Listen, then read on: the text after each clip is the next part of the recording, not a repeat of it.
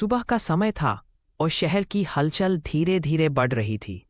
जिले की तेज तर्रार IPS officer Anuradha Singh एक ई रिक्शा में बैठी थी।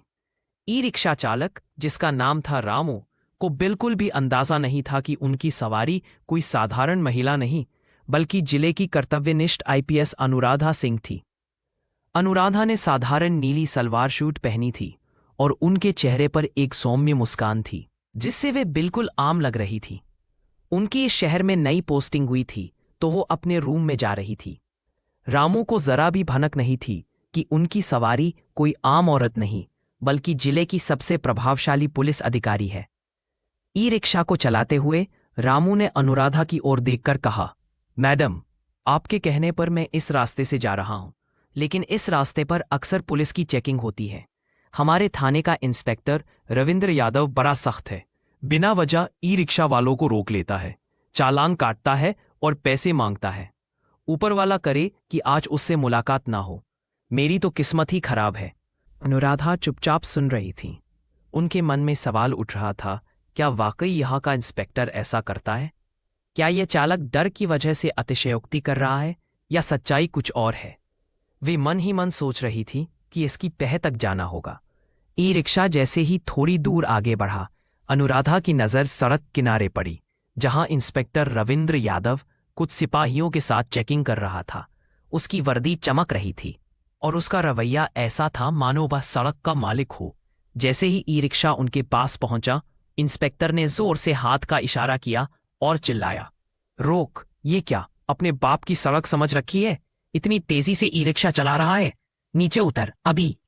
रामू ने डरते हुए ब्रेक लगाया और गिड़गिड़ाने लगा, साहब, मैंने कोई गलती नहीं की, धीरे धीरे ही चला रहा था, प्लीज मुझे जाने दे।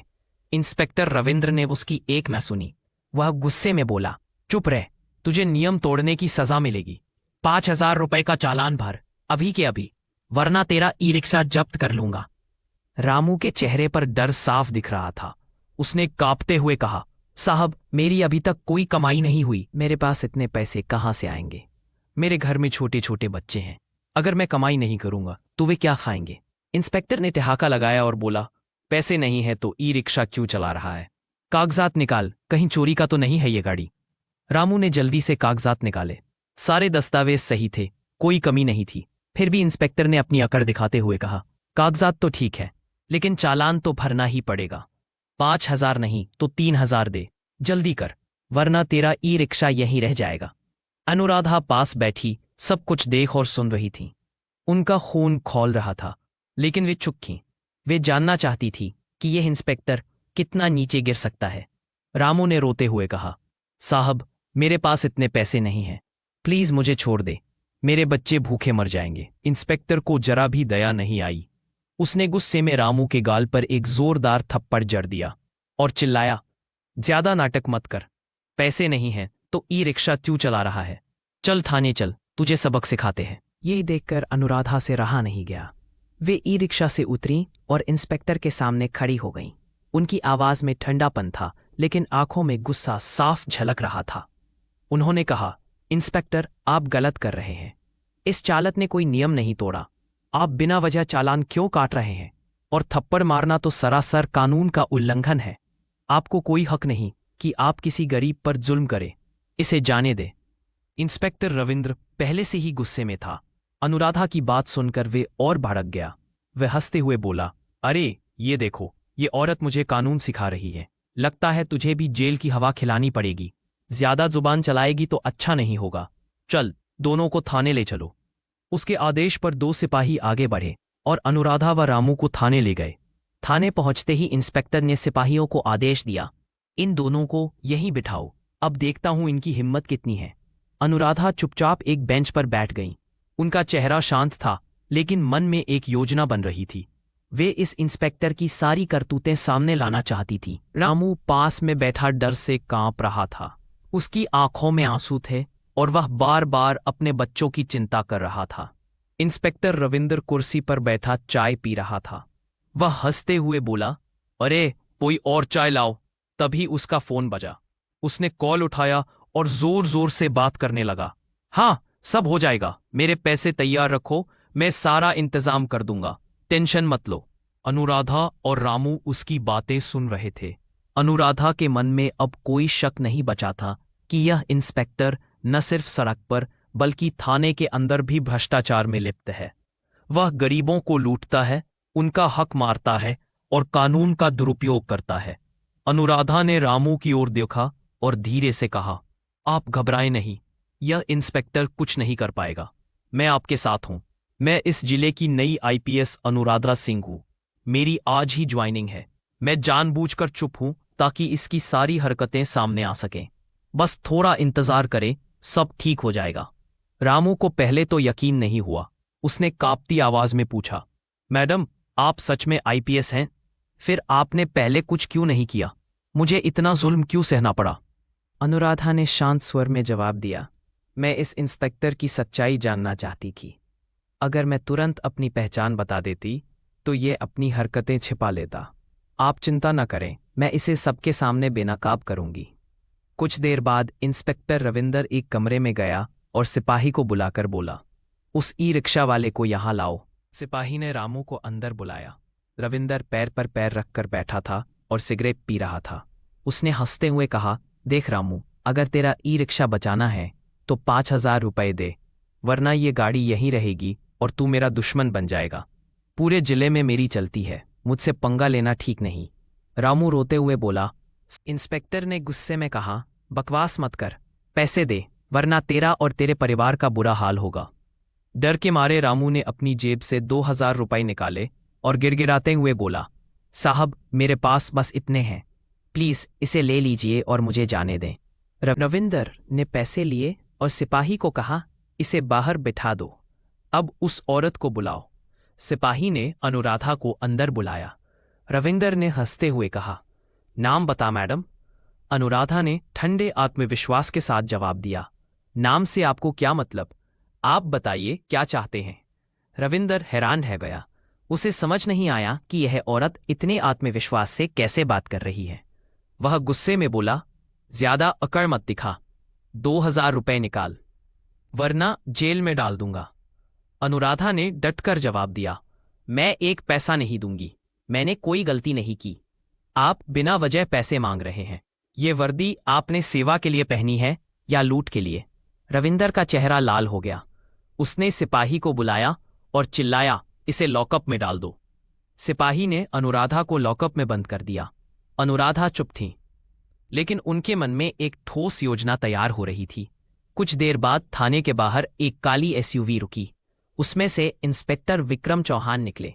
वे गुस्से में थाने में दाखिल हुए और सिपाही से बोले, सुना रे, तुमने एक महिला को लॉकअप में डाला है, वह कहाँ है? सिपाही हकलाते हुए बोला, हाँ सर, अंदर है। तभी रविंदर बाहर आया और बोला, कौन है आप, क्या बात है? विक्रम ने कहा, मैं उस महिला को देखने आया हूं। रविंदर ने उन्हें लॉकअप के पास ले जाया। अनुराधा को देखते ही विक्रम चौहान चिल्लाए, ये क्या किया तुमने? ये तो जिले की आईपीएस अनुराधा सिंह है, तुमने इन्हें लॉकअप में क्यों डाला? रविंदर के पैरों तले जमीन खिसक गई। वह हकलाते हुए बोला, मुझे नहीं पता था सर, मुझे लगा कोई आम औरत है। सिपाही ने तुरंत लॉकअप खोला। अनुराधा ने बाहर निकलकर सारी बात विक्रम को बताई। विक्रम ने तुरंत जिले के डीएम को फोन किया और कहा, sir, IPS madam Anuradha Singh ने आपको तुरंत थाने बुलाया है, मामला बहुत गंभीर है। कुछ ही देर में डीएम संजय मिश्रा थाने पहुंचे। अनुराधा ने पूरी घटना विस्तार से बताई। डीएम ने गुस्से में कहा, इंस्पेक्टर रविंदर, तुमने कानून का उल्लंघन किया है। गरीबों को लूटना और एक आईपीएस ऑफिसर को लॉकअप में डालना कोई छोटा अपराध नहीं है। अनुराधा ने कहा, इस इंस्पेक्टर ने न जाने कितने गरीबों को लूटा है। मैं इसे पूरे शहर के सामने बेनकाब करना चाहती हूं। कल सुबह प्रेस कॉन्फ्रेंस बुलाएं ताकि सबको पता चले कि कानून का गलत इस्तेमाल करने वालों का क्या हश्र होता है। डीएम ने सहमति दी और बोले, ठीक है, कल सुबह प्रेस कॉन्फ्रेंस होगी। रविंदर और चालक को भी बुलाया जाएगा। अगली सुबह प्रेस कॉन्फ्रेंस में शहर भर से लोग जमा हो गए। सड़कों पर भीड़ थी और लोग भ्रष्टाचार के खिलाफ नारे लगा रहे थे। हॉल में डीएम संजय मिश्रा बीच में बैठे थे। उनके एक तरफ अनुराधा सिंह और दूसरी तरफ इंस्पेक्टर विक्रम चौहान। सामने रविंदर यादव शर्म से सिर झुकाए बैठा था। अनुराधा ने अपनी गवाही शुरू की। उनकी आवाज शांत लेकिन दृढ़ थी। कल जो मेरे साथ हुआ वह इस जिले के हर गरीब के साथ रोज होता है। मैं सुबह सुबह ड्यूटी ज्वाइन करने के लिए ई रिक्शा से जा ही रही थी और मैंने साधारण कपड़े पहने थे। ऑटो चालक रामू ने मुझे चेतावनी दी थी कि इंस्पेक्टर रविंदर बिना वजह पैसे वसूलता है। मैंने सोचा शायद वह डर रहा है, लेकिन मैंने अपनी आंखों से सब देखा। इंस्पेक्टर ने बिना कारण चालक से 5,000 रुपए मांगे, उसे थप्पड़ मारा और मुझे जेल में डाल दिया। यह वर्दी सेवा और सुरक्षा के लिए है, ना कि डर और लूट के लिए। मैं आज यहां सिर्फ अपने लिए नहीं, बल्कि उन सभी गरीबों के लिए खड़ी हूं जिनकी मेहनत की कमाई यह इंस्पेक्टर लूटता है। फिर रामू ने गवाही दी। उसकी आवाज कांप रही थी। मेरा नाम रामू है। मैं 10 साल से ई रिक्शा चला रहा हूं। हम गरीब लोग दिन रात मेहनत करते हैं, लेकिन इंस्पेक्टर रविंदर जैसे लोग हमें जीने नहीं देते। हर बार सड़क पर रोकते हैं, चालान काटते हैं और पैसे मांगते हैं। कल उसने मुझसे 2,000 रुपए लिए, वरना मेरा ई रिक्शा जब्त हो जाता। अगर मैडम अनुराधा सिंह न होती तो हमारा कोई सुनने वाला नहीं था। हॉल में सन्नाटा छा गया। लोग भावुक हो गए। डीएम संजय मिश्रा ने कागज उठाया और जोर से पढ़ा। इंस्पेक्टर रविंदर यादव को तत्काल प्रभाव से निलंबित किया जाता है। उनके खिलाफ आपराधिक मामला दर्ज होगा और उन्हें जेल भेजा जाएगा।